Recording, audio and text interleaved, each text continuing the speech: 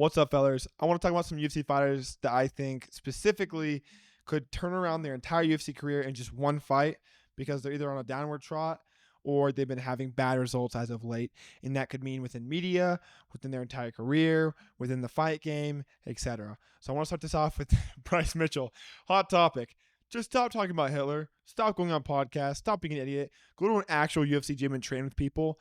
Stop being a farmer in the middle of nowhere, hating logs and not training properly. You could be such a good UFC fighter. You have good wrestling, you have good striking, insane jiu-jitsu. Just go to a real gym, get away from all this dumb hick stuff. You're a really bad product on the internet. If you have Sean Strickland telling you you're in the wrong politically, you have a real problem. Knock it off with the Hitler shit, please. I'm begging. And he's the honorable mention to start off the list. Starting off with number 5, we've got Kevin Holland. All he needs to do is take his career a little bit more seriously. He has the tools. He has the length. He's huge for welterweight. He's a very large welterweight. He's about the size of Shavkat Rakhmonov, if not a little bigger. And if he just focused on the grappling a lot more, actually went to a wrestling gym, not a jiu-jitsu gym, and you really focused on the grappling, took your career seriously, stop going on podcasts, ego check yourself, have fun in these UFC fights. You used to smile and talk shit and be in the zone and flow, but now you're just like not there. You're not with it anymore. And I don't know if it's because he's lacking motivation or if he doesn't have the passion to fight anymore, but either way, he's missing that Kevin Holland thing we all started watching him for. Big mouth, not trailblazer, you know? And as long as he can change those things and stay at the welterweight division, not middleweight, you can barely make the weight limit for middleweight because you're so skinny. Just stay at welterweight. You'd have a great career. You have all the tools. Just take yourself seriously and get off of social media. You maybe stop trying to be Batman, and you might have a real career at welterweight. See you at the top. Number 4, Michael Chandler. Seriously, if you... as Michael Chandler, right? Michael Chandler, one of the most entertaining UFC fighters, Bellator fighters, MMA fighters in general. Entertainment value, always at a 10. He's funny on the mic. He's always screaming about something. Unfortunately, it's been Conor McGregor for the last 2-3 years. Super inactive spout. The only guy he's fought recently is Charles Oliveira, and he lost against him. All Michael Chandler has to do is fight someone that isn't one of the greatest lightweights of all time. You simply just have to get in there with someone who's not in the top 10 or you haven't already lost to. Stop calling out Dustin Poirier. Stop calling out Justin Gaethje. Stop calling out Charles Oliveira again and Conor as well. It's like you don't want to succeed in the UFC. Keep doing that. Call out guys you've already beat or have already beaten you. And yeah, you'll have a horrible career. He has all the tools. Just be yourself and fight someone that actually deserves a chance. This nepotism, top 5 guys who just keep fighting each other in a row. It sucks for guys who are trying to get up there in the weight division. And it's time we have new blood or actually prove yourself that you can beat these new guys. Number 3, Marlon Chito Vera. I actually am a huge fan of Chito. I watched him live in San Diego knock out Dominic Cruz cold, break his nose, and I think Chito Vera has the most potential in bantamweight. He just has to change his entire fighting style. That's all he has to do. I'm asking a lot, but let's be real. Have we ever seen Chito Vera tired?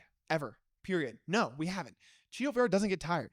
He has insane cardio and an insane cardio routine. He keeps himself in a top level of shape, but when he gets in the cage, he gets gun shy.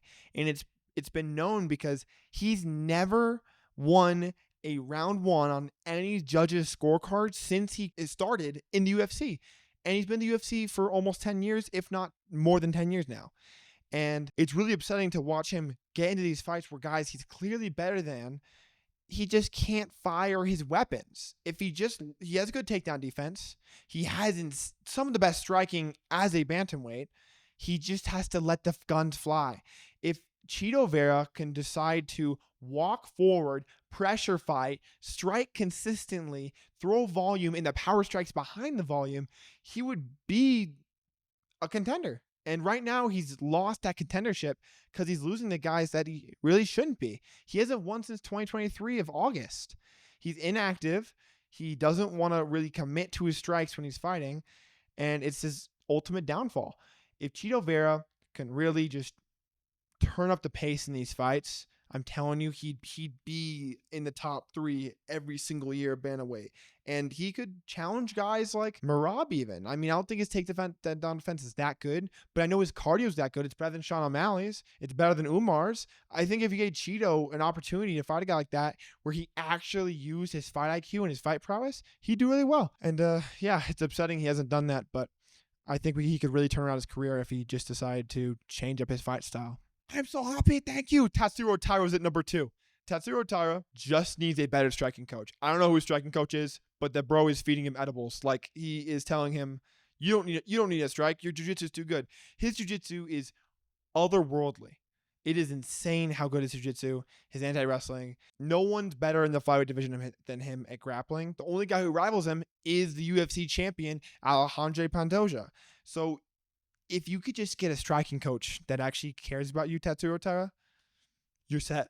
Work on the footwork. Work on the head movement. You have the head movement of a statue. You literally are out here like this, just straight shots, right? Straight shots are great, but mix it up a little too. Maybe throw some kicks in there. I'm sorry. I couldn't stand watching you fight Brandon Royval. I was screaming at the television watching you get absolutely pieced to death by Brandon Royval, and then praying to the UFC gods there'd somehow be a robbery and that you'd beat Brandon Royval, because I hate Royval. Raw Dog is so annoying. He's so annoying. And he's not going to win the title ever again. But Tatsuro Taira, you can do it. Just please get a striking coach. That's all you need. That's it. That's all of it. You have a great personality. You have amazing grappling. Fix one part of your game, and you're UFC champion. Number 1, to top the list, Paulo Costa. He still has potential. I'm telling you, he still has potential. He is the funniest UFC fighter I can think of off the top of my head. Dude's tweets are second to none hilarious. He just doesn't care. He's completely unhinged. His striking is abysmally strong and insane, quick. He just is missing a step. He used to be a marauder in the UFC. I don't know how he had good cardio back in the day, but he always did. He would just push the pace and throw bombs. Where did that go? I know Israel Adesanya chinned you and then you got scared, but Francis Ngannou found his step after he got chinned, and a lot of other fighters did too. You challenged for the belt and you found you couldn't stick with the best, right? There's plenty more champions now. Are we not trying to improve anymore? I mean, you're now inactive. You don't want to strike heavy. I mean, the Sean Strickland fight was embarrassing. He didn't want to throw with Sean Strickland. He was scared of Sean Strickland's power. That says a lot. That says so much. I don't know if it was because Sean beat Izzy, but it's insane to me that even after the fight, Paulo Costa goes, I should have been more aggressive. No fucking shit. It's Sean Strickland. Sean Strickland has a teep and a jab. He beat you with a teep and a jab, and then he got so upset, even Sean Strickland got bored at the end of the fight. He started throwing bombs at you and connecting with flying kicks and shit. Like, how do you let Sean Strickland do that to you? Paulo Costa, become another marauder. Work on your cardio. Become a marauder. Walk through strikes. You have a crazy good chin. The only guy to ever drop you was Israel Adesanya, which he's dropped Alex Bejeda, so that's saying a damn lot. Just become a marauder again. Stop giving a fuck. Get active. Get killing people. And you can become either a contender or a UFC champion. I could see you beating the shit out of DDP and defending his takedowns. I mean, I see a lot of people beating DDP, and then I watch them fight him and he gets their ass kicked. But anyways, a lot of potential. I wish Paulo Costa would actually use it. That's the end of the video. If you think I missed anyone, let me know. If you think my takes are trash, let me know as well. You're probably fucking wrong. Have a great day.